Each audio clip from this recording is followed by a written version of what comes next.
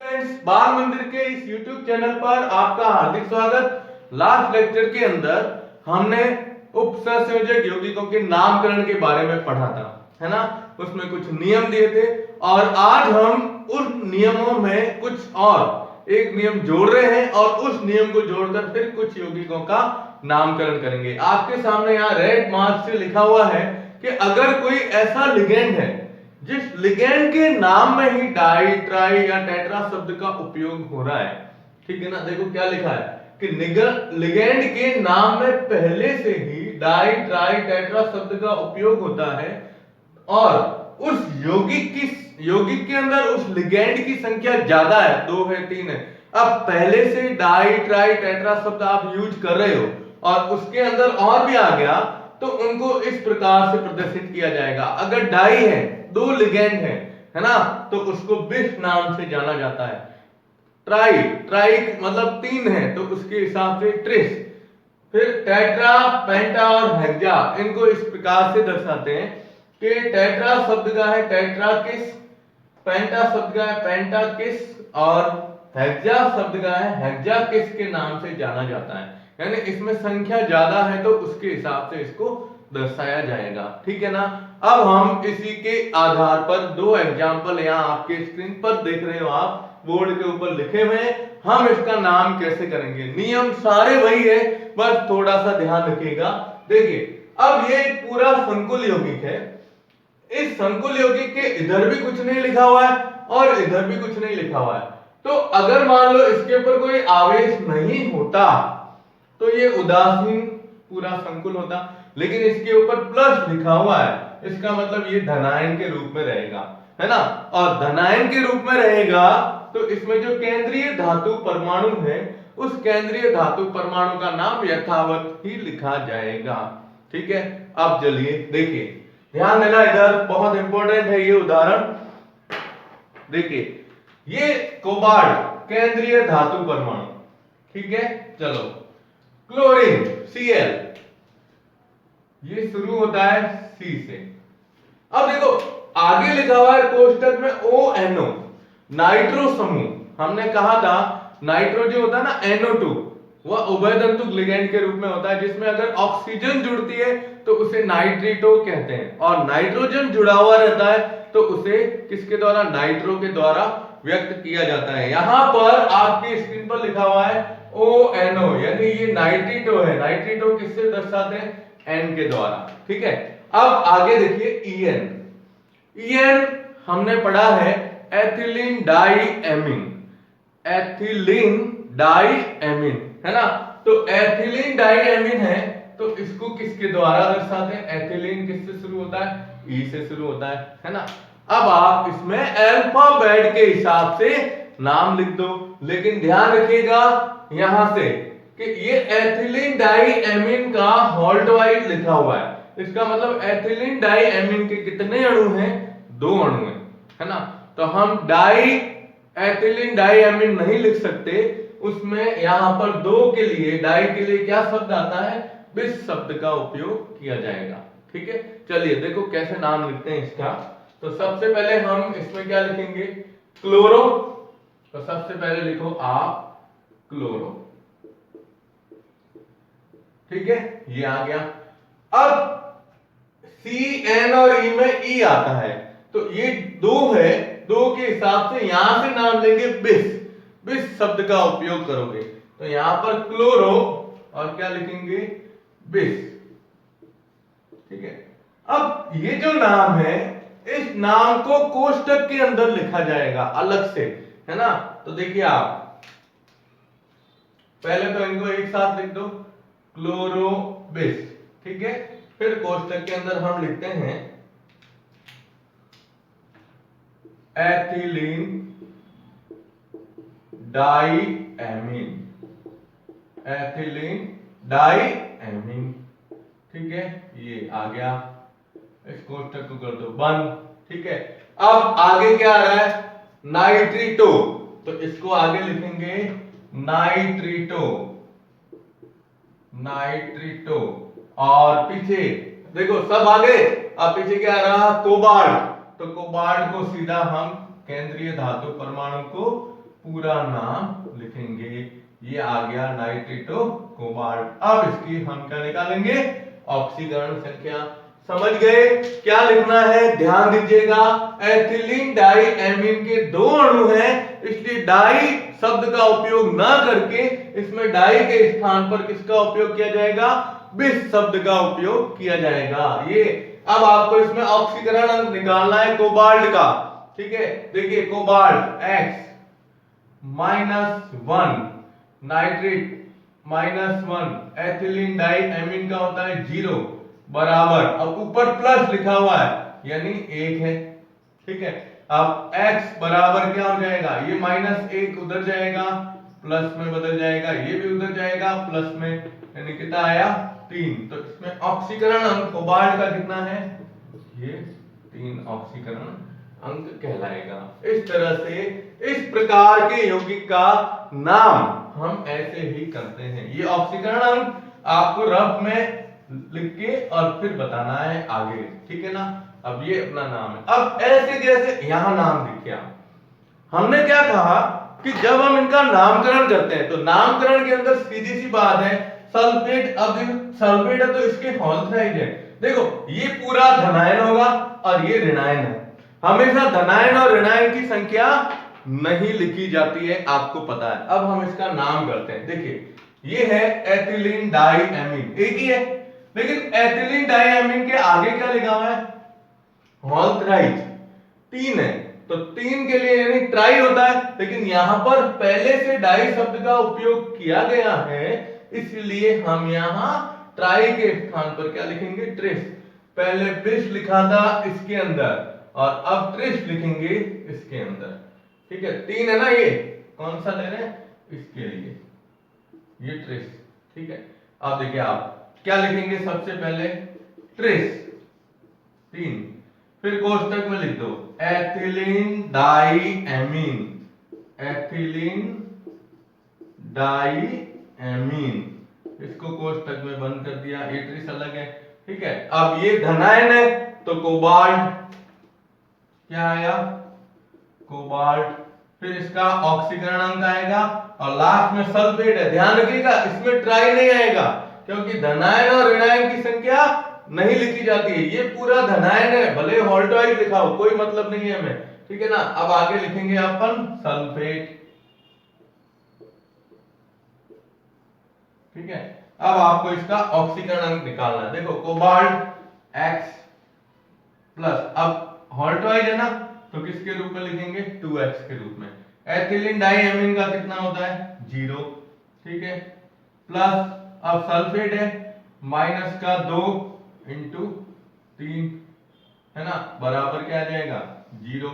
तो 2x बराबर ये क्या आ जाएगा 2x माइनस 6 बराबर 0 है ना, तो क्या आएगा 2x बराबर 6, तो इसलिए x बराबर हो जाएगा 6/2, कितना आएगा 3। वापस देख लो, ध्यान दीजिएगा, कोबाल्ट का ज्ञात करना है, एथिलीन डाई एमीन का कितना है 0 है, तो हम 0 ही लिख रहे हैं डायरेक्ट। अब इसका हॉल्टवाइज है इसलिए 2x के रूप में दर्शाया गया है। ठीक है, प्लस अब ये अलग है तो सल्फेट का -2 होता है, कितने परमाणु में अणु है, सॉरी 3, तो ये 3, ये कितना हो गया -6 2x। ठीक है, तो अब 2x बराबर 6 उधर जाएगा प्लस में, तो x बराबर आ जाएगा 3, तो इसके पीछे हम यहाँ पर कितने लिखेंगे, ये 3 लिखेंगे। ठीक है, तो ये इस प्रकार से हम ये जहां पर ये वर्ड आ रहे हैं ना इसको इस तरह से हल कर सकते हैं। ठीक है, तो आप इसका स्क्रीनशॉट ले लो।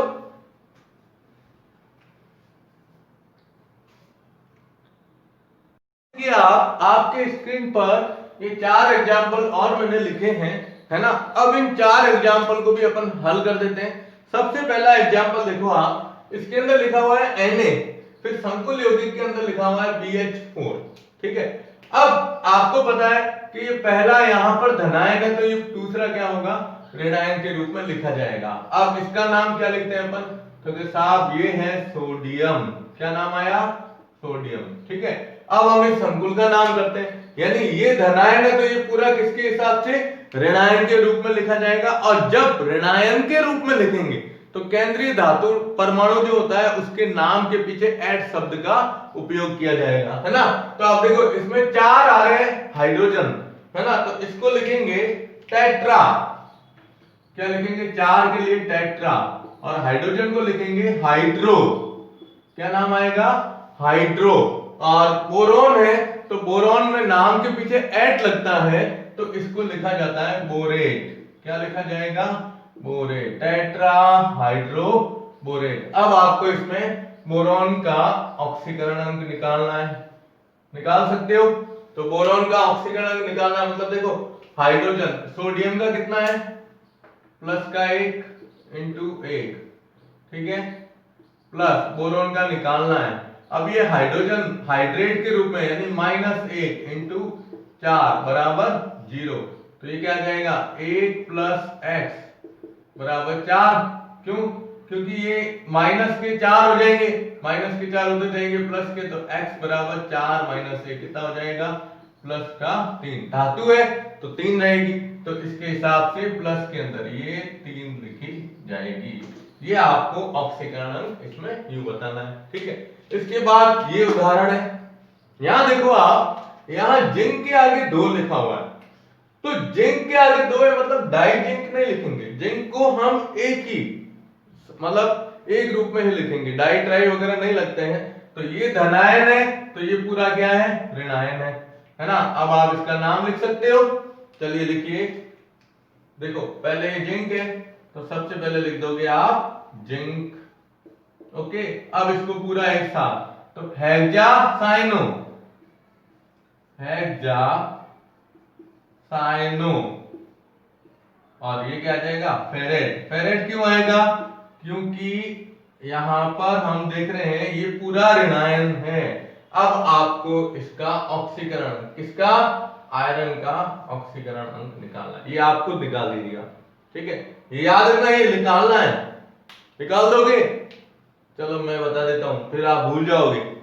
देखिए क्या है, जिंक प्लस 2 होती है, इसके कितने परमाणु हैं? 2, प्लस आयरन का निकालना है x, प्लस ये -1 इंटू 6 बराबर 0।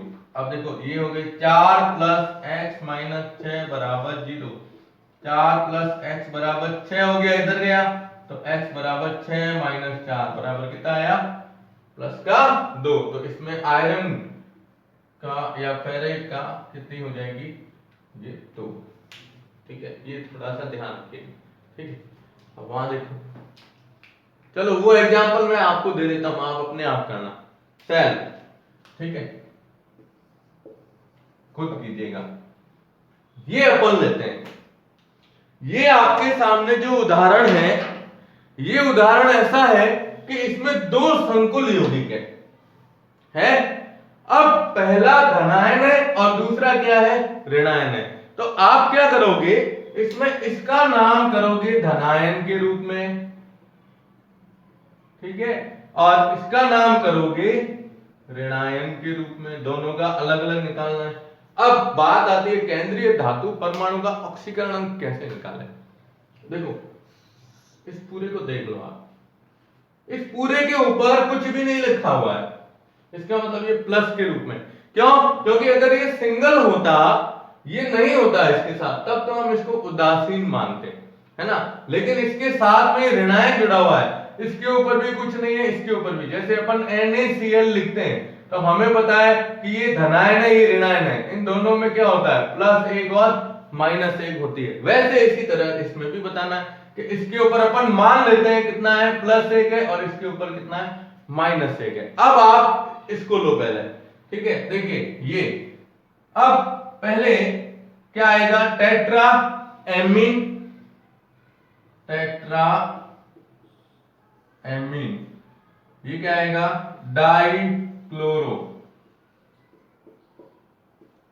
Tetra amine die chloro. अब धनायन है तो प्लेटिनम लिखा जाएगा। क्या लिखा जाएगा? प्लेटिनम, ये प्लेटिनम, ठीक है। अब इसका ऑक्सीकरण अंक निकालो आप, किसका? इसका प्लेटिनम का। तो यहां देखो इधर है, रफली ले लेते हैं अपन इसको, x माइनस 2, ठीक है, प्लस 0 बराबर प्लस का 1, ऊपर प्लस 1 माना है अपन ने, तो x बराबर कितना हो जाएगा 1 प्लस 2 बराबर प्लस का 3। तो इसका ऑक्सीकरण कितना आया 3 आया, ठीक है, ये हमने इसका निकाल दिया। अब ये नाम इसका है, अब इसको ऋणायन के रूप में लिखेंगे, तो आप देखो यहाँ जगह नहीं है लेकिन इसके आगे लिखना है यूं सीधा, ठीक है। चलो इसको थोड़ा सेट कर लेते हैं, आप ऐसा करो एक बार इसका स्क्रीनशॉट ले लो। ओके, अब अपन देखो इसका नाम है ना, मैं थोड़ा सा वापस लिख देता हूँ, ये नीचे वाला है ना, थोड़ा साइड कर देते हैं अपन ताकि अपने को पूरी क्लियर चीज रहे।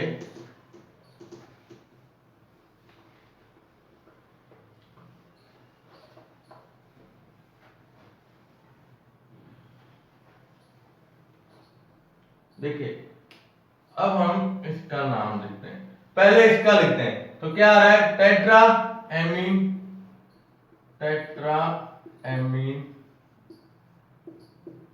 डाइक्लोरो और प्लेटिनम, ठीक है, टेट्रा एमीन डाइक्लोरो प्लेटिनम, ये अपनी निकाली थी संख्या कितनी आई 3, ये धनायन है कौन सा। अब इसका ऋणायन करेंगे तो यहां देखो कितने हैं 4, तो इसका नाम आ जाएगा टेट्रा क्लोरो, और ये प्लेटिनम की जगह क्या आ जाएगा प्लेटिनेट, क्या आ जाएगा प्लेटिनेट, ये टेट्रा क्लोरो प्लेटिनेट। अब इसमें इसका ऑक्सीकरण निकालोगे तो इसका ऑक्सीकरण निकालना है x माइनस 4 बराबर माइनस 1, है ना, तो x बराबर क्या हो जाएगा -1 प्लस का 4 कितना आ गया प्लस का 3, तो इसका भी ऑक्सीकरण कितना आएगा, ये पीछे लिखना है 3। तो ये थोड़ा सा आपके लिए चेंज एग्जांपल है कि जब दोनों धनायन और ऋणायन दोनों क्या हो संकुल हो, तो इसमें पहले का धनायन के रूप में और दूसरे का किसके रूप में ऋणायन के रूप में लिखा जाता है। अब आप इसका एक स्क्रीनशॉट ले लेना और ध्यान रखना इसको आप खुद लिखोगे पूरा नाम वगैरह निकाल के।